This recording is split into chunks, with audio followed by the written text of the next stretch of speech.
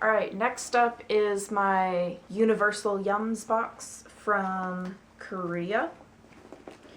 And apparently this one came as a bonus when you bought the December. Okay, in this one, it has peanut squid balls. I'm very nervous about trying that. Even when I did eat meat, I didn't like seafood, so I'm going to be saving these ones for last. I am vegetarian, but I promised myself that I would never compromise experiencing a culture just to be a vegetarian. And so some of these have gelatin or squid in them, but I am going to try them. Chocoheim wafers. In Korean culture, there's an approach to eating that follows Eastern Asian medicine, which states that there should be a balance between the temperature of your body and the food you're eating. Essentially, if you're cold, your food should be cold. If you're hot, your food should be hot. That is the complete opposite of in America. It's like, I'm cold, I want a cup of coffee or a bowl of soup. Or if it's hot outside, then you want like a snow cone or ice cream or something. That's interesting. So while we think these delicious chocolate hazelnut wafers would go great with a cup of hot chocolate or coffee, our recommendation might be misguided. If it's not 80 degrees where you live, then a cup of ice water might be a more appropriate accompaniment. It's kind of like a Kit Kat bar in that it has different segments that break apart, I think, maybe. I'm trying. There we go. Yeah, it's like a Kit Kat bar. Okay.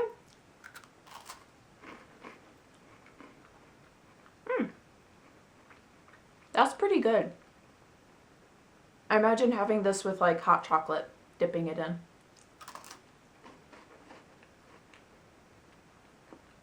I quite like that.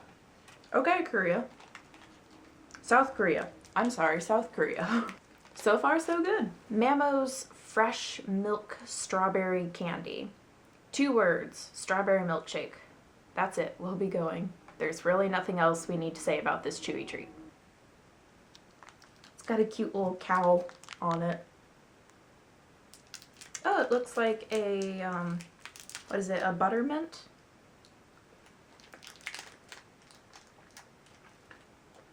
It's kind of chewy. It's like a tough sort of chewy. It is quite like a strawberry milkshake, but the flavor isn't over the top. It's rather subtle.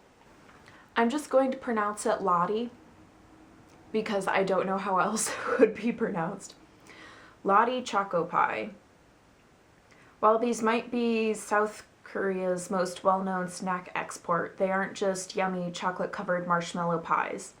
These little pies serve as a reminder of the stark difference between North and South Korea. In the town of Paju, South Korea, there is a factory called Kaesong Industrial Complex that employs both North and South Korean workers.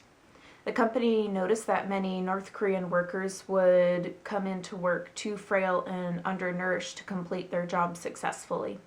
So the company provided free Coca-Cola, choco pies, and soup to their workers. That's nice. In 2014, North Korean workers began smuggling choco pies out of the factory, and a black market for choco pies cropped up in North Korea. Demand was so high for these sweets that one pie could cost upwards of $23. Wow.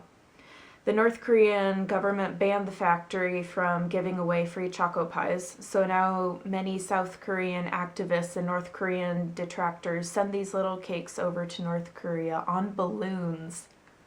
That's amazing. That's so cool.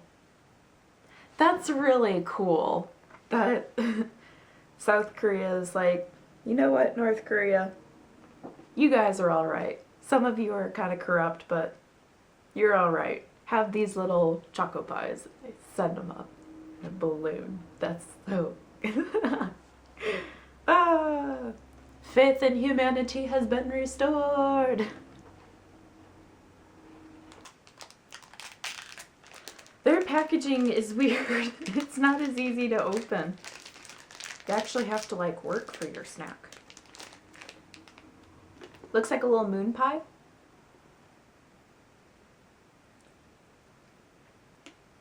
It's quite like a moon pie. The cake part is rather dry and crumbly.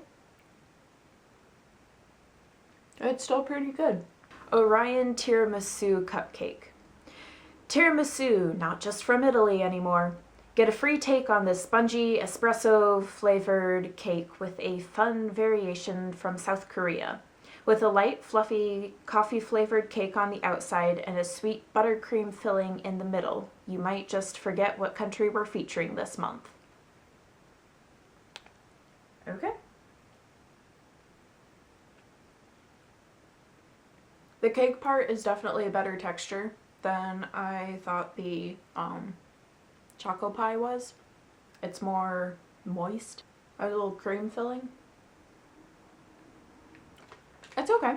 I'm not a big fan of coffee. Haiti plum candy. Fruit in Korea can be very expensive, with a bunch of bananas selling for $5 and melons going for $16.50.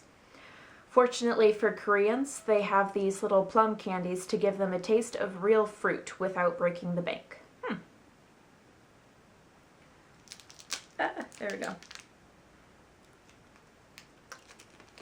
Plum is not a common flavor in the US. It's kind of like a sucker. It's hard. It's pretty good though. I like plums, and so this is an unusual but nice flavor. Almond pepero. On 11/11, millions of Koreans celebrate Pepero Day. On this holiday, friends and loved ones give away pepero to wish each other health and happiness. Fortunately, happiness should come pretty easily when you're eating a chocolate almond enrobed cookie. I believe it's like Pocky. Oh, interesting. Double packaging. I'm excited. Try this end. Tastes like those little breadsticks that you dip in cheese.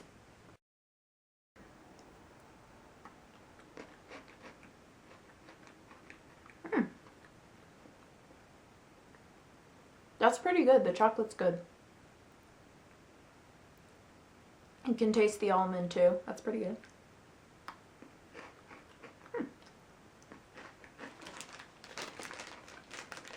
So far, these are my favorite. Haiti walnut soft candies. If you've been with Universal Yum since the beginning, you've now tried over 45 different candies from around the world. This one is our favorite, ever.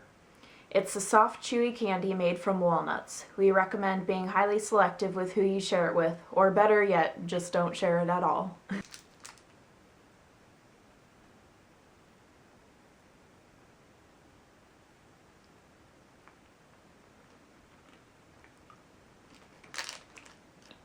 Very chewy again. I wouldn't go so far as to say it's my favorite. I like the pepero better. Peanut squid balls. We heard peanut squid balls and thought this must be some kind of joke. No one eats this, do they? They do. In South Korea, there's a long-term love affair with squid and peanut that began with alcohol. Odd. Traditionally, dried roasted squid was served alongside roasted peanuts as anju, which means a snack served with alcohol.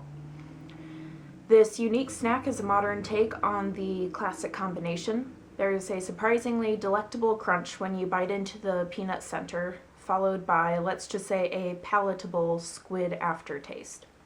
You'll receive either the spicy, the red version, or the classic blue version in your box. I received the spicy red version.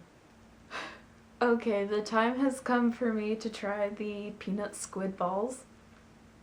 I don't want to do this. And seems like in South Korea they actually fill up their bags, like this is completely full, rather than in the US where it's like, we're going to put 3 of them in here and the rest is air. Yay. And these are the spicy kind. which I think is going to make it even worse.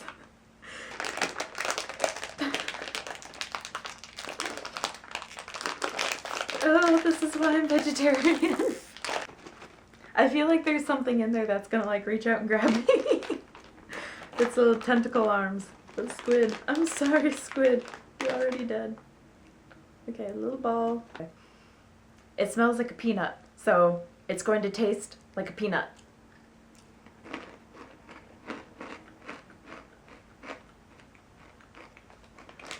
Oh, that's spicy. It's not as horrible as I was expecting. It's not good. I don't know what squid tastes like, so this wasn't a great way for me to find out, because to me it tasted like a spicy version of a honey roasted peanut. Thank you again, South Korea. So that was snacks from South Korea, and overall I was pleasantly surprised. If you guys enjoyed this video, please leave a like and let me know down in the comments if you want me to keep trying more foods from around the world. I would love to keep doing it. Just let me know if you want me to film it or not. Alright, I will see you guys in the next video. Bye!